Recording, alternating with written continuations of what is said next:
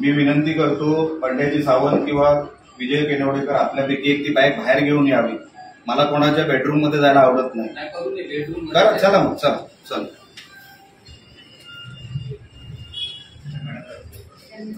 ही bag आता काही वेळापूर्वी इकडे शूटिंग घ्या. काही वेळेपूर्वी विजयजी केनवडेकर यांच्या घरी आलेली आहे आणि विजयजी केनवडेकर कोण आणि कुठल्या पक्षाचं काम करतात हे मला काय वेगळं सांगायला नको. इकडे जर आपण बघाल इथे सन्मान्य रवी चव्हाण साहेबांचा फोटो देखील आहे. हे सन्मान्य रवींद्र चव्हाण साहेब आहेत. एवढंही आपण बघू शकाल. आता माझी जी काही इन्फॉर्मेशन आहे हे काही एवढेच पैसे नाही, अजून आहेत. पण मी सन्मान्य PI जगताप साहेबांनाही बोलवलेलं आहे, निवडणूक अधिकाऱ्यांनाही इकडे बोलवलेलं आहे. त्यांनी या विषयाचा आता ताबा घ्यावा आणि योग्य ती कारवाई करावी. मी हेच जे काय सांगत होतो, जे कालपासून म्हणजे कालच्या त्या सन्मान्य रवींद्र चव्हाण साहेबांच्या दौऱ्यानंतर या हालचालींना वेग आला. हे फक्त एक घर नाहीये, असे जवळपास 8-10 घर आहेत जिथे हे प्रकार सुरू आहेत, हे जमा करायची.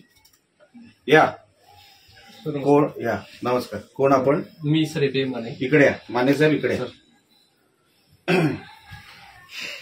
हे पैसे इकडे हे भारतीय जनता पक्षाचे कार्यकर्ते किंवा पदाधिकारी, बरोबर आहे? हे पैसे मी किती आहेत मी मोजले नाही, ते तुम्ही मोजा.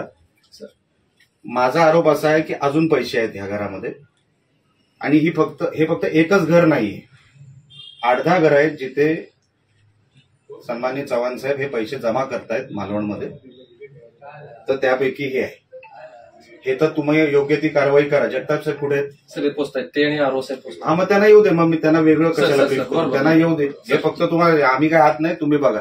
अच्छा, यायच्या अगोदर ते आमचे बंड्या सावंत आहेत, त्यांनी ह्या बॅगला हात लावलेला आहे. त्यांनी इकडे काहीतरी गडबड करायचा प्रयत्न केला होता कुठेतरी, तर बॅगेला हात सन्मान्य बंड्या सावंत हे बीजेपीचेच आहेत, त्यांनीच हात लावलेला आहे. आमचा आरोप असा आहे की ह्याच्यात अजून आहे भरपूर आणि मालवणमध्ये 8-10 घर आहे, त्याचा ताबा आपण घ्यावा.